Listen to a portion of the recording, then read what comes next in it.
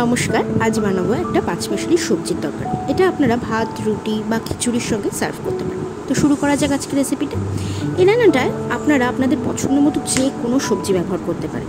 আমার কাছে যা যা সবজি অ্যাভেলেবেল ছিল আমি সেগুলোই ধুয়েছি, যেমন আলু, কুমড়ো, পেঁপে, বেগুন, পুঁই শাক, গাজর আর কাঁঠালের বীজ। পাঁচমিশালি তরকারিতে এই কাঁঠালের বীজটা সত্যিই খুব ভালো লাগে। আমি কাঁঠাল সেরকম খাই না, কিন্তু কাঁঠালের বীজটা ভীষণ ভালো লাগে আমার। এই বীজটা দিয়ে একটা ভর্তাও বানানো যায়।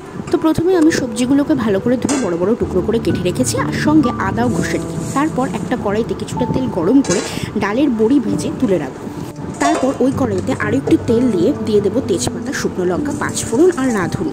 তারপর ফোড়ন থেকে সুন্দর গন্ধ ছাড়লে তাতে দিয়ে দেবো আলুগুলো হালকা ভাজা হয়ে আসলে তাতে সবগুলো সবজি আমরা একে একে দিয়ে দেবো, আর সঙ্গে দেবো নুন আর হলুদ। তারপর এটাকে একটু ভাজা করে নেব। কিছুক্ষণ ভাজা হলে দিয়ে দেবো আগে থেকে বেটে রাখা আদাটা দিয়ে ভালো করে ভাজা হয়ে গেল। তারপর তাতে দিয়ে দেবো পুঁই শাকের পাতাগুলো। তারপর একটু নাড়াচাড়া করে দিয়ে দেবো জলটা অল্প ফুটে আসলে আমরা দিয়ে দেবো আগে থেকে ভেজে রাখা বড়িগুলো। তারপর মিডিয়াম আঁচে সব কিছু সেদ্ধ করার জন্য রেখে দেবো 5 থেকে 10 মিনিটের জন্য। সবজিগুলো ভালো করে সেদ্ধ হয়ে আসলে অল্প চিনি দিয়ে আরও কিছুক্ষণ নাড়াচাড়া করব। সবজিটা একদম গামাখা হয়ে আসলে নামিয়ে নেব। আর এইদিকে আমার মা এই পাঁচমিশালি তরকারির সঙ্গে খাওয়ার জন্য খিচুড়িও রান্না করেছিল, আর সঙ্গে ছিল পাঁপড় ভাজা আর আচার।